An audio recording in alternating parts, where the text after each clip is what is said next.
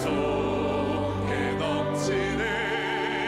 주의 말씀에 거센 풍랑도 잠잠하게 되도다.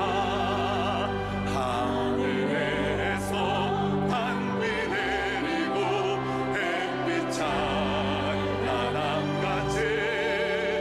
우리 마음에 성령 임하니 주님 보내심이라. 주님 주시는 참된 평화가 내 맘속에 넘치네. 주의 말씀에 거센 풍랑도 잠잠하게 되도다. 생명시내 넘쳐 흘러서 마른 광야 적시니 의의 열매 무르익어서 주수를 기다리네. 주님 주시는 참된 평화가 내 맘속에 넘치네. 주의 말씀에 거센 풍랑도 잠잠하게 되도다. 놀라우신 주의 은혜로 그의 얼굴 뵙겠네. 평화로운 안식처에서 영원토록 쉬겠네. 주님 주시는 참된 평화가 내 맘속에 넘치네. 주의 말씀에 거센 풍랑도 잠잠하게 되도다. 삶은 내가 주인 삶은 모든 것 내려놓고 내 주 되신 주 앞에 나가. 내가 사랑했던 모든 것 내려놓고 주님만 사랑해 주님이 오늘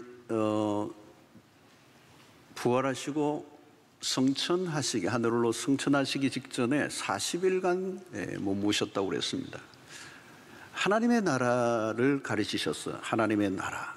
예수님이 지상의 사역을 시작하실 때 하나님의 나라가 이제 시작되었다, 이렇게 선포를 하셨습니다.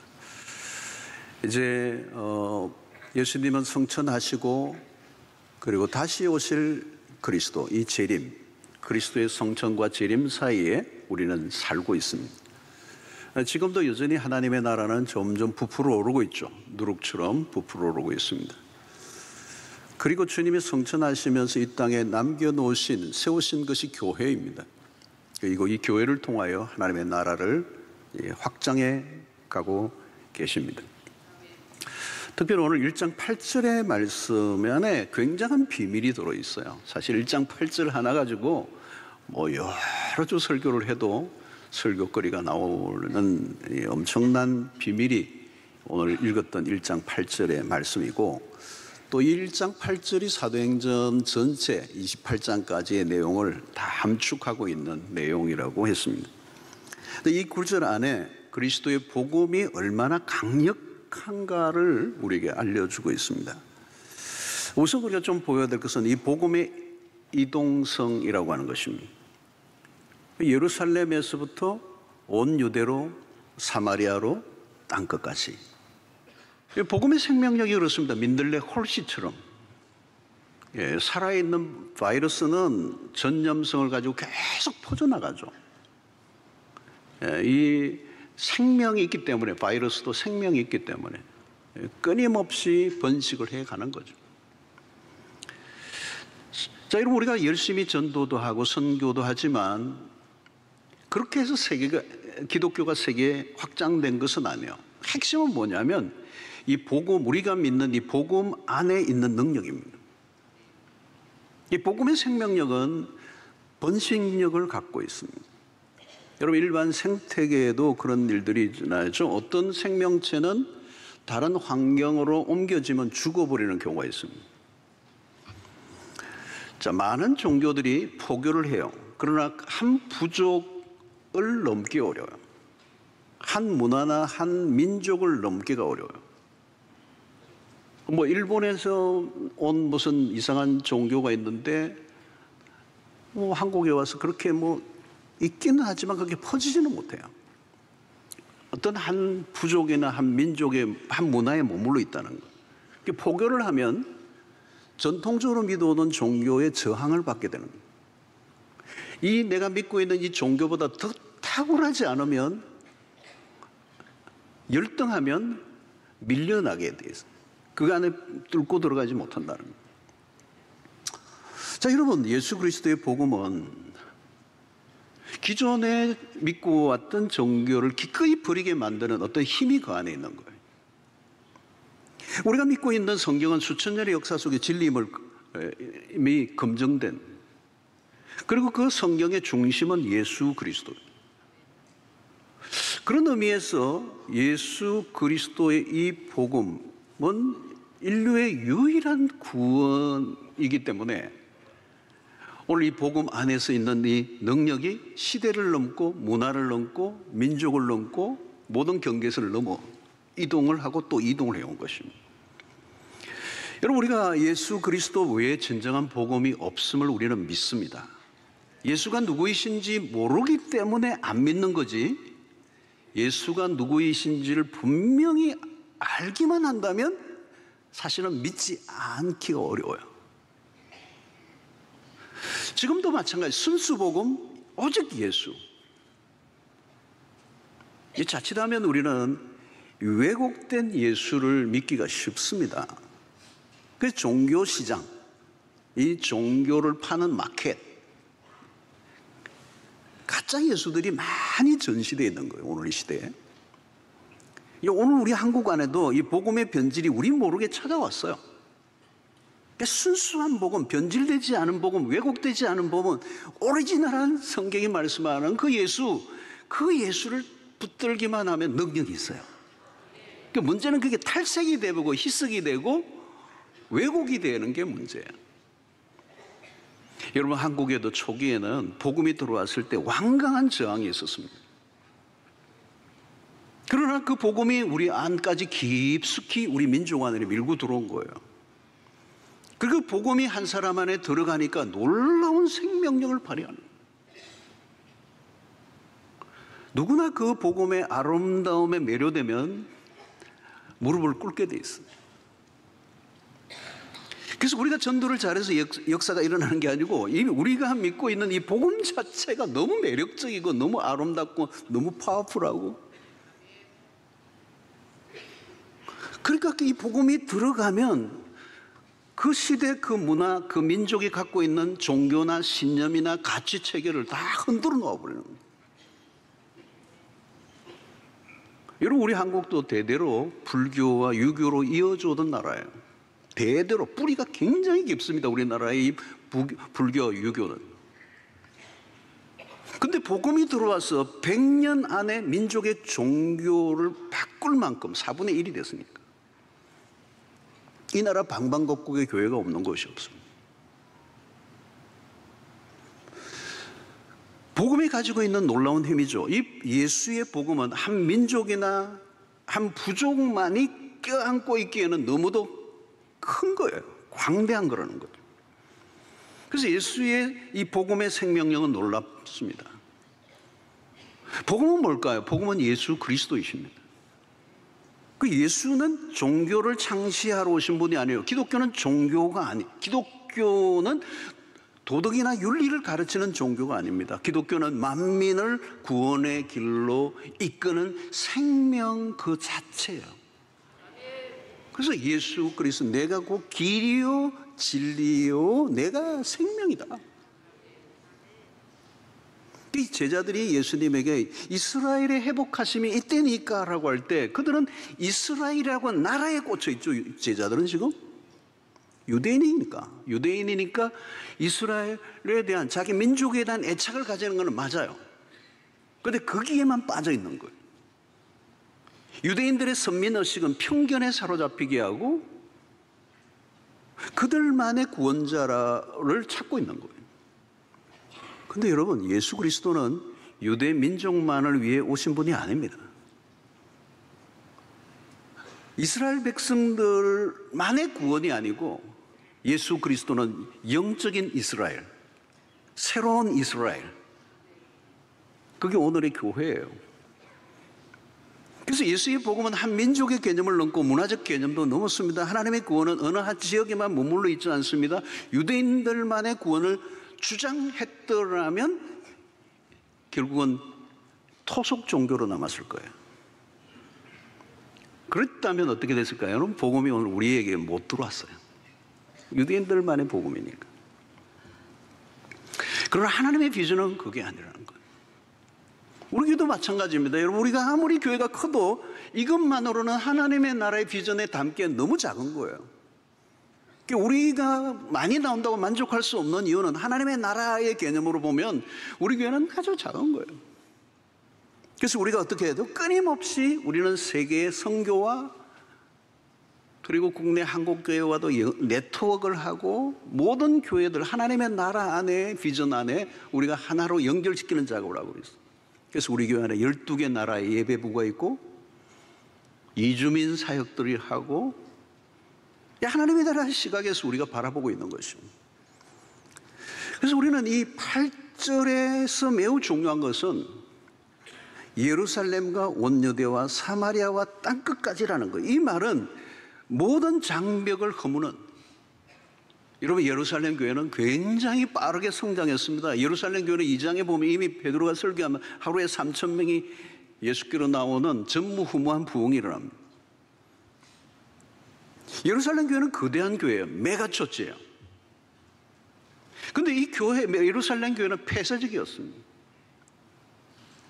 왜? 베드로는 아직도 유대주의 안에 갇혀 있어요. 이방인 고넬료에게 복음이 전하되는 것을 거부했으면 유대인만의 복음, 유대인만의 예수, 민족주의적 개념에서 베드로는 벗어나지 못해요. 내부에 예루살렘 교회는 내부에만 집중한 교회예요. 하나님의 나라 개념이 없었어요. 바깥으로 나가려고 하지 않았어요. 좋은 교회였지만 안에만 머물러 있으면 제도적 교회가 됩니다. 제도적 교회가 되면 내부 강화에만 힘을 쓰게 돼요. 예루살렘 교회는 부흥을 경험했지만 선교적이지는 않았습니다. 결국 문제가 터지죠. 구제 문제 때문에. 그래서 한 것이 뭐냐면 7 집사를 세우고 행정적인 뒷받침을 하고 사도들이 말씀과 기도에 힘쓰게 하고 이런 조치들을 했지만 근본적으로 예루살렘 교회 문제를 해결한 건 아니에요. 결국 8장에 오면 핍박이 일어나고 자동적으로 흩어지게 돼요. 그리고 13장에 오면 안디옥 교회가 출발이 되죠. 안디옥 교회는 흩어지는 교회예요. 본질상 지역적 한계에 멈춰 있지 않고 그야말로 미셔널 처치가 되었어요. 오라가 아니라 가라에 순종하는 교회, 불러 모으기만 하는 교회가 되면 안 된다는 거예요. 퍼져나가는 교회가 되어야 된다. 여러분, 모이기만 하면 교회는 계급적 구조가 됩니다. 역동성을 잃어버려요. 그러나 흩어지는 교회는 사도적 교회예요. 그게 앞으로 아마 사도행전을 통해 우리가 살펴볼 것입니다. 모이는 교회는 유지관리가 굉장히 중요합니다. 그러나 선교적 교회는 유지관리할 필요가 없어요. 흩어지니까. 예루살렘에 머물러 있던 교회가 안디옥 교회를 중심으로 흩어지기 시작합니다. 그래서 예루살렘에서 온 유대로 그리고 어디요? 유대에서 사마리아로 퍼져나갑니다. 자, 여러분, 유대에서 사마리아로 퍼져나가는 것에 우리가 또 주목해야 되는데 이것은 유대인들과 사마리아의 관계를 잘 이해해야 합니다. 아수르와 바벨론의 침공으로 사실은 이스라엘 땅인데 이 사마리아 북쪽 지역에 침공을 받으면서 아수르나 바벨론 나라와 피가 섞이게 돼요. 혼혈 정책을 일으키면서 피가 섞이게 되는 거예요. 그러니까 유대인의 관점에서 사마리아 사람들은 피가 섞인 혼혈 백성이라는 거예요. 그 정오한 거예요. 너희 상종을 해주지 않은 거예요. 심지어 어느 정도예요? 사마리아 땅 자체도 밟지를 않아요. 남과 북을 오고 갈 때는 우회로를 찾지 사마리아 땅 자체를 밟지를 않았어요. 자, 오늘 여러분 이 1장 8절에서 예루살렘과 온 유대와 사마리아, 이게 엄청난 것입니다. 다시 말하면 사람들이 만들어 온 경계선을 넘어서는 거예요. 여러분, 미국은 아직도 흑백 갈등이 여전하죠. 근데 흑백 갈등뿐만 아니라 우리가 어디를 가나 인간은 경계선을 긋고 대립과 갈등을 해요. 거기에는 배제와 소외가 일어나요. 한국은 여전히 지역주의가 있습니다. 선거 때마다 재연되잖아요. 어느 지역 출신인가? 그가 가진 정책이나 개인적 능력을 묻지 않아요. 지역이라는 게 굉장히 크죠. 묻지 않고 찍어요. 교회도 가끔 그 편견을 못 넘어서는 교회들이 있습니다. 어느 교회는 담임 목사님이 경상도면 부교육자들이 다 경상도예요. 서류에서 아예 통과가 안 되는 거예요. 담임 목사님이 전라도 분이면 교육자들도 다 전라도 사람들로 성명하는 거예요. 그런 교회는 교회 이름을 붙인 향후예요. 향후에. 복음과 거리가 먼 거예요. 예수를 오랫동안 믿어왔는데도 이 지역 감정을 그대로 가지고 편견과 오해와 배제를 하는 거예요. 여러분, 우리는 흑백 논리가 참 강해요. 흑 아니면 백이에요. 어디엔가 들어오라고 강요를 해요. 강요가 너무 심한 사예요. 강요를 거부하면 적으로 몰아버려요. 그리고 어디에도 속하지 않으면 양쪽으로부터 의심을 받아요. 그리고 배척을 받아요. 이 세상 안에서 벌어지는 풍경이죠. 파벌, 계파, 끼리끼리, 갈등과 대립으로 가득한 세상. 나와 다르면 무차별적으로 공격하는 세상. 그러나 여러분, 복음은 달라요. 복음은 선을 긋는 게 아니라 선을 지워버려요. 그래서 복음 안에 예수 그리스도 안에서 남자나 여자나 유대인이나 헬라인이나 종이나 자유자나 다 하나이니라. 그래서 유일한 기준은 예수 그리스도. 여러분, 예수 그리스도는 어떻게 하셨습니까? 사람들을 대하실 때 경계선을 긋고 대하지 않았습니다. 편견을 가지고 대하지 않으셨습니다. 당시에 하청민들로 규정된 사람들과 식사를 하셨습니다. 사마리아 여인을 대낮에 만나 주십니다. 예수님의 제자들은 다양한 그룹의 정치적 성향으로도 다양한 그룹의 사람들이 예수님의 제자로 들어왔습니다. 복음은 앵글이 넓어요. 복음을 받아들인 사람은 가슴이 넓어야 돼요. 주 예수를 믿으면 누구든지 구원을 받게 하는, 차별과 제한이 없는 예수 그리스도의 이름 안에 모두가 하나가 되는, 그 이름보다 더 높으신 이름은 없습니다. 그 이름 안에 모든 걸 다 녹여넣어야 된다. 복음이 아닌 것으로 구별하고 경계선을 긋고 산다면 아직 복음이 무엇인지를 제대로 이해하고 있지 못하기 때문에. 여러분, 복음은 관용의 태도를 가지게 합니다.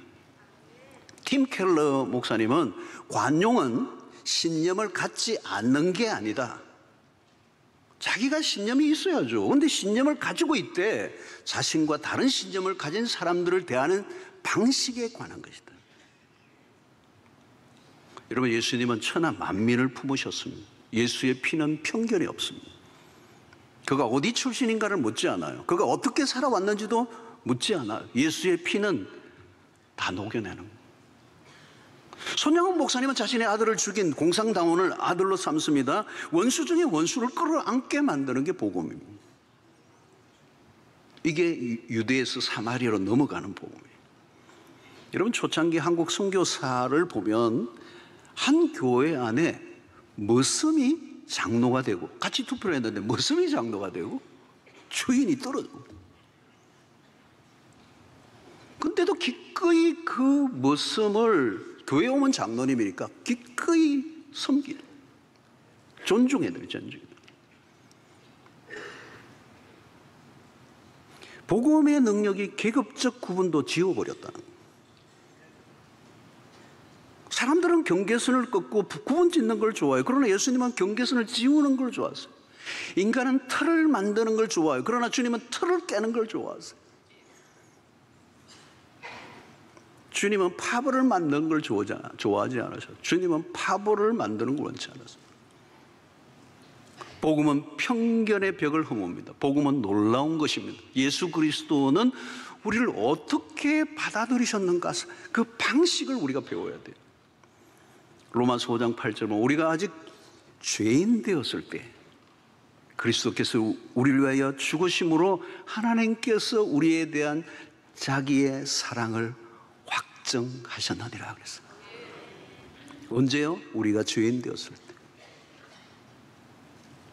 나와 다른 사람에 대한 포용과 사랑의 태도를 놓치면 안 됩니다. 그리스도가 우리에게 보여주신 삶의 방식을 쫓아야 합니다. 유대와 사마리아와 땅끝까지 복음이 흘러가려면 편견과 증오심과 아집과 독선과 배타적 태도를 넘어서야 된다. 복음의 능력은 그것을 가능하게 합니다. 나라와 민족과 문화의 경계선을 넘어야 돼. 시야가 넓어져야 되죠. 소아적 삶을 버려야 하나님의 나라를 세울 수가 있다는 것입니다. 우물 안에 개구리가 되어서는 안 돼요. 천하 만민을 위한 복음임을 잊지 않아야 합니다. 그래서 그리스도는 특수한 부류의 사람들만을 위해 결코 죽지 않으셨다는 것. 경계선을 넘어야 돼요. 이분법적 사고를 넘어서야 돼요. 한국 교회는 지금 많은 교회들이 이념에 갇혀 있어요.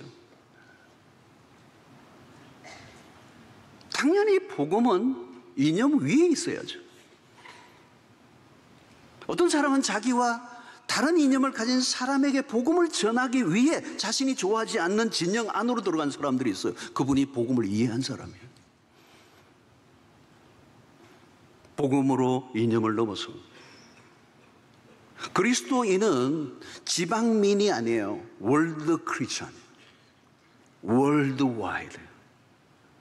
기독교는 어느 특정한 민족 종교가 아니라 세계 만민을 구원할 복음임을 우리가 믿기 때문에 복음을 우리의 자신의 작은 가슴에 담아두지 않고 배타적 그리스도인이 아니라 우리가 믿는 진리, 우리가 아는 예수, 우리가 경험한 복음을 통하여 인간이 만들어 놓은 모든 울타리와 경계선과 편견을 다 허물어뜨리고 예수의 십자가의 피 묻은 복음이 그 심장 안으로 들어갈 수 있도록 쓰임받는 여러분들 되시기를 주의 이름으로 축원합니다.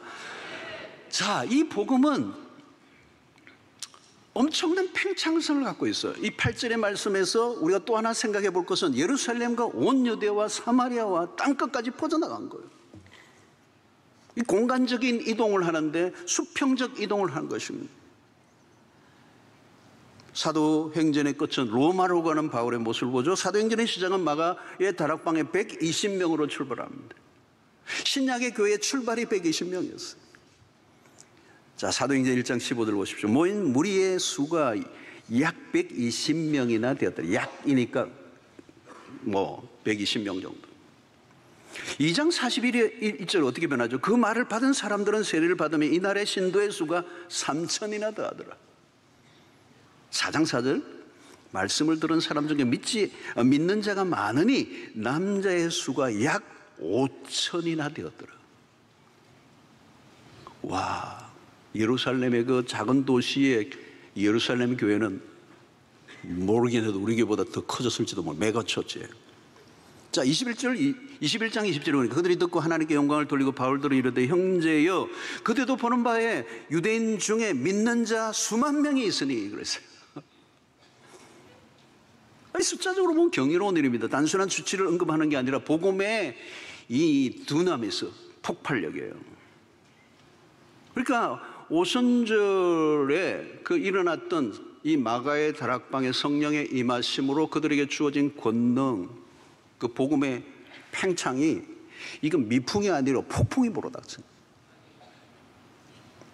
예수의 십자가 사건이 얼마 되지 않은 때 복음은 이미 들불처럼 번져나갑니다. 바울은 소아시아뿐만 아니라 마침내 마게도나의 환상을 보고 선교의 방향을 바꾸죠. 그 마게도나는 오늘날 유럽이에요. 그 바울의 꿈이 있었는데 그거는 땅끝 스바냐 땅을 구고 있거든요. 스바냐가 오늘날의 스페인이란 말이에요. 결국은 바울이 로마의 이 스바냐로 가죠. 오늘의 유럽에서 복음의 꽃이 피어납니다. 그리고 그 바울이 복음으로 디뎠던 그 땅들이 문화와 문명의 꽃을 피우는 오늘날의 서구가 된 거예요. 복음이 로마를 접수해요. 로마에 잘 닦여진 모든 길은 로마로 가는 그 로마로 잘 닦여진 로마의 사통팔달의 도로를 통하여 예수의 복음이 실려져 나가요. 신속하게 복음이 전거돼요. 결국은 영국에서 미국으로 세계 곳곳으로 수평으로 이동하는 거예요. 한국은 1907년에 평양 대부흥운동이 일어납니다. 이것은 여러분 교회 선교사에 괄목할 만한 몇 되지 않는 세계 부흥사에 들어가는 기록이 있어요. 이것은 단순히 교회 숫자적 성사가 아니라 사회 계획으로까지 이끌어 나가고 술집이 문을 닫고 엄청난 역동의 역사가 있는 거예요.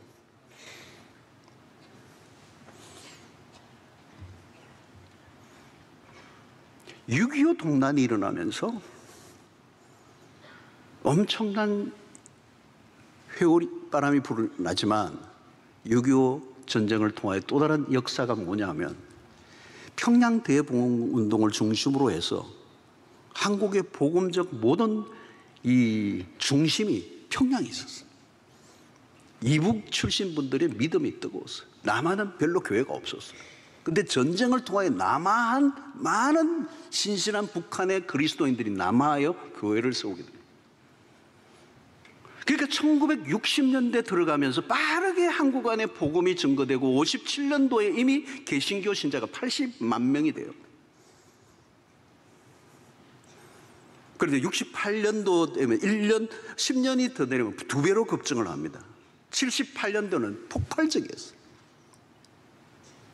엑스폴로와 민족 대성회나 이런 여의도의 100만, 200만 빌리그레암 집회를 통하여 한국 개신교는 엄청나게 뛰기 시작하죠.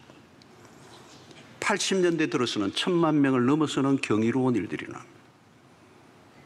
선교 초기에 선교사들을 가리켜서 서양 귀신이라고 놀렸던 이 복음의 변방, 이 한국 땅에 인구의 4분의 1이 기독교인이 된 역사는 지구상에 보기 어려운 기적 같은 일이라.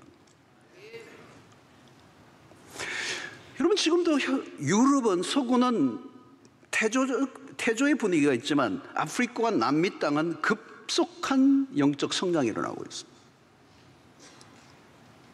이미 한국은 제2위 선교사를 파송했던 나라에서 브라질에 내어줬어요. 기독교는 더 이상 서구 중심이 아니에요. 비서구권으로 옮겨졌어요. 복음은 지역적 이동만이 아닙니다. 끊임없이 이동할 뿐만 아니라 위아래로도 옆으로도 수평적으로 움직이지만 위아래로도, 다시 말하면 노예가 아래 계층이었던 노예가 예수를 믿고 변화된 삶을 통하여 귀족들이 예수를 믿는 역사들이 일어납니다. 기독교 역사학자의 말을 빌면 기독교가 원래 억압받는 민중들에게 먼저 들어가요. 노예들, 빈민들에게 들어가 나중에는 황제까지 예수를 믿고 국가가 기독교로 되는 엄청난 변화들이 일어나죠. 한국의 초기 선교 역사를 보아도 복음이 왕실로 들어가요. 뿐만 아니라 머슴들이 하위 계층에 있는 사람들이 복음이 들어가요.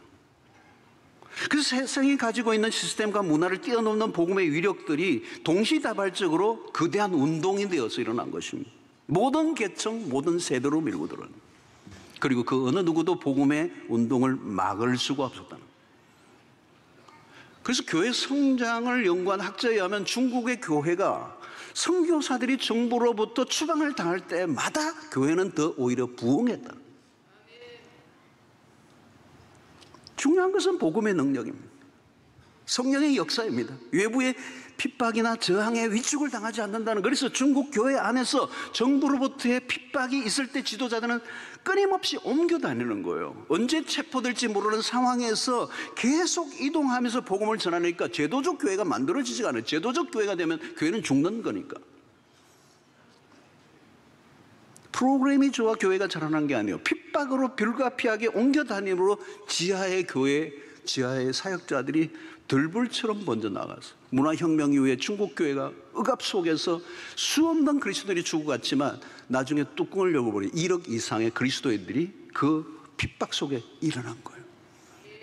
복음의 능력인 줄로 믿습니다. 여러분, 오늘 한국 교회 안에 코로나 이후에 문을 닫는 교회들이 발생하고 있습니다. 답이 있는가? 이런 교회는 역사적으로 어려운 시기에 더 일어났어요. 쇠퇴는 교회가 세상의 것들을 따라가고 세상의 것들을 가지고 있을 때 일어난 것이지 세상의 것이 없어서 교회가 약화된 적은 없어요. 그러니까 복음이 아닌 것을 강조하기 시작할 때 교회는 힘을 잃는다는 것입니다. 그래서 우리가 늘 확인해야 되는 것은 교회 안에 복음의 동력이 있는가? 순수 복음. 이 복음이 희석되지 않고 왜곡되지 않고 온전한 오리지널한 성경이 말씀하는 예수의 그 복음이 외쳐질 뿐만 아니라 그 복음 정신이 교회의 문화가 되고 모든 것을 만들어가는 시스템 안에까지 영향을 끼치게 될 때 그 교회를 막을 곳은 세상에 존재하지 않는다. 자, 그런 의미에서 성도 여러분, 이 1장 8절은 복음의 공공성을 얘기하고 있습니다. 예루살렘에서 시작했던 그 복음이 끊임없이 땅끝까지 모든 민족에게 복음의 공공성이에요. 나만의 구원으로 만족하게 하지 않는다는 거예요. 나만의 교회로 만족할 수 없다는 거예요. 복음을 제대로 깨달은 사람은 구원을 사유화하지 않는다는 거예요.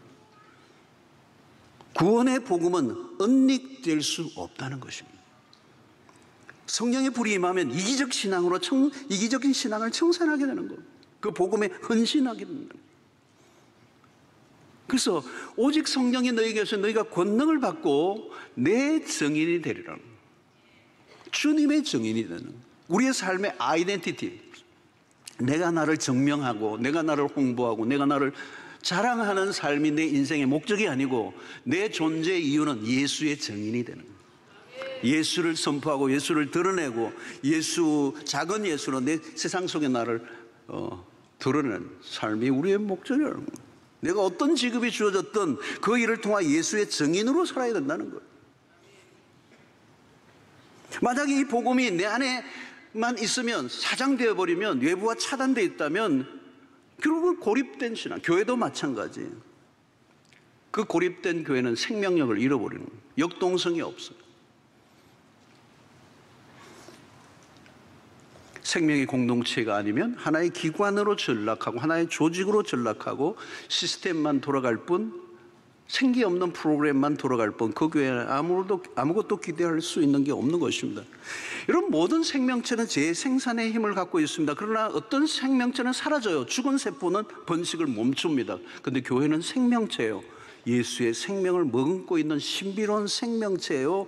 2000년 동안 지금도 살아 번식되고 그 예수와 깊이 결합된 교회는 오늘도 여전히 살아 잠들지 않고 시들지 않고 엄청난 생명의 에너지로 온 세계에 퍼져가고 있는 줄로 믿습니다. 그런 의미에서 우리 교회 화요전도대 같은 경우는 참 독특해요. 우리 교회는 화요일마다 우리 여성들이 모여서 말씀을 듣고 기도하고 전도 물품을 들고 온 땅이 헛도져요. 부산에 쉬지를 않고. 이건 그냥 우리가 하는 게 아니잖아요. 비가 오나 눈이 오나 나가게 만드는 전도에 미친 분들이 계세요. 그 복음이 그 심장의 한가운데 꽂히니까.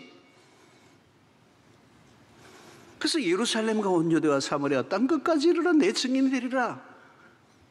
이게 우리의 삶의 초점이요. 결국은 이것을 통해 역사의 마감이 온다는 것입니다. 이 땅끝은 결국은 어디로 계속 우리가 흘러가는 거예요. 이 땅끝은 사람마다 다를 수 있어요. 여러분도 내 가족이 땅끝일 수도 있어요. 안 믿는 내 가족, 북한 땅, 이슬람권, 다음 세대, 그게 다 땅끝이. 거기에까지 복음이 미쳐질 때 주님이 오실 줄로 믿습니다. 자, 우리는 복음에 대한 자신감을 가져야 하는데 사도행전에 시작된 교회는 2000년 동안 변함없이 세워져 오고 또 세워져 오고 있습니다. 오늘 우리의 교회가 2000년의 역사 속에 세워져 있습니다. 우리 수영로교회가 오늘 올해 49년, 내년이면 50주년을 맞습니다. 그러나 우리 교회가 시작한 것은 50년이지만 우리 교회의 원조, 오리지널한 신약의 교회는 2000년에 세워졌기 때문에 우리 교회의 역사는 엄격히 얘기하면 2050년이에요. 원조가 2000년이라잖아요. 교회를 세우신 분이 그리스도이시고 그 교회는 예수 그리스도의 복음 위에 세워져 있습니다. 우리가 믿는 복음은 세상의 유일한 소망이 되고도 남기 때문에 바울은 이 복음에 대한 확신을 가지고 그는 말씀을 전하고 있죠. 로마서 1장 16절에 보니까 내가 복음을 부끄러워하지 않으, 로마를 향하여 편지를 보내면서 바울이 이렇게 얘기하는 거예요. 내가 복음을 부끄러워하지 아니하노니 이 복음은 모든 믿는 자에게 구원을 주시는 하나님의 능력이 됩니다. 먼저는 유대인에게요, 그리고 헬라인에게로다. 바울의 영적인 자신감입니다. 그는 지금 문명의 꽃을 피우고 있는 거대하고 화려한 로마 제국이 그 시대의 희망이라고 보지 않았어요.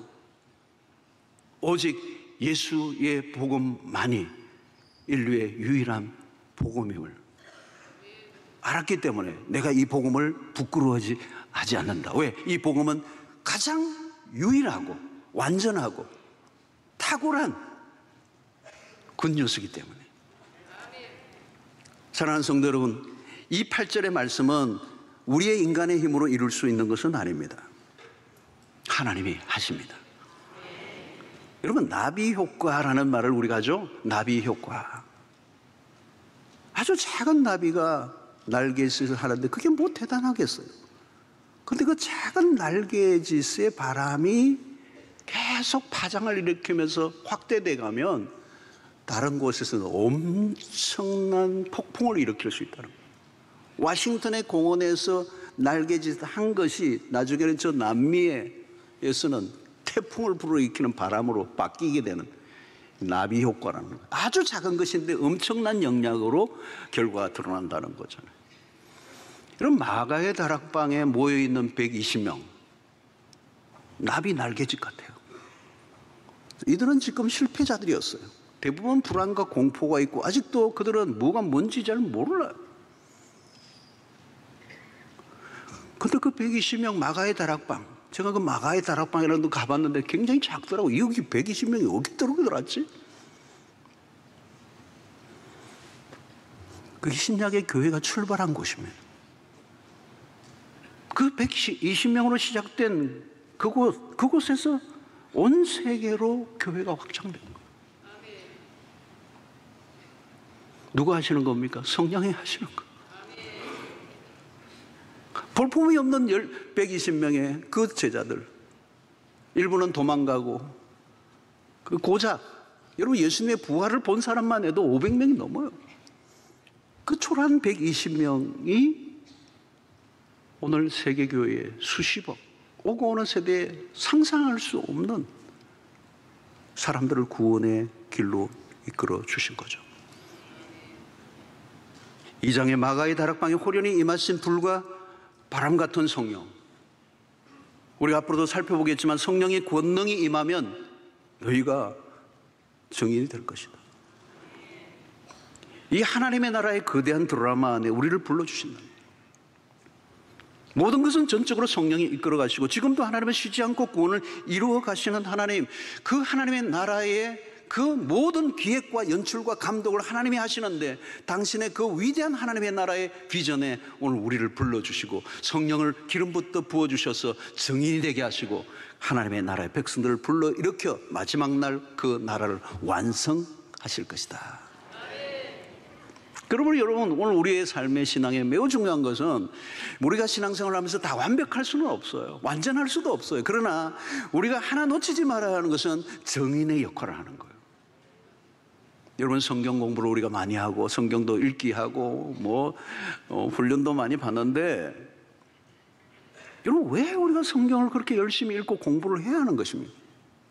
단순히 나의 지적 만족, 아니면 단순히 나의 신앙의 성숙으로만 끝난다면 뭔가 아쉬운 거예요. 여러분, 내가 다른 사람에게 보다 더 효과적인 명확한 그리스도인으로, 정인으로 살기 위해서 성경을 공부하는 거죠. 요즘은 여러분, 변정적 공부도 해야 되거든요. 예수님은 굉장히 변정적이었어요. 왜냐하면 적대적이고 배척하고 굉장히 완강하게 버티는 사람들에게 뭔가 흠집을 잡기 위해서 몰려오는 그들에게 예수님은 아주 적절한 비유를 들고 적절한 메시지를 통하여 그들을 설득하고 그들에게 복음을 전거했던 그 예수님의 그 말씀의 방식들을 우리가 배우려고 하면 성경을 배워야 되는 거예요. 그러니까 정인이 되기 위하여 성경을 배우셔야 되는 거예요. 마귀와 싸워 영적 전쟁, 마귀와 싸워서 이겨서 뭐 하게요, 여러분? 영적 전쟁은 정인의 삶을 사는 거, 복음을 전가하는 일을 위해서 교회를 세우신 명확한 목적이 오늘 우리를 통하여 땅끝까지 내 정인이 되게 하시는 이 역사의 마감이 거기에 이루어지기 때문에 그런 거예요. 사랑하는 성도 여러분, 코카콜라 오나는 세계와 물과 전쟁을 한다고 그래요. 물과 경쟁을 한다고 그래요. 사람들이 물보다 콜라를 더 마시도록 하는 게 자기의 목표예요. 그래서 그 유명한 말을 했잖아요. 온 인류의 피에 콜라가 흐르도록 하는 거예요. 그게 비전이라는 거잖아요. 글로벌 기업들이 자신들이 만든 상품을 세계화하려고 해요. 세계화, 글로벌. 근데 여러분, 글로벌이라고 세계화는 그렇게 오래된 단어가 아니에요.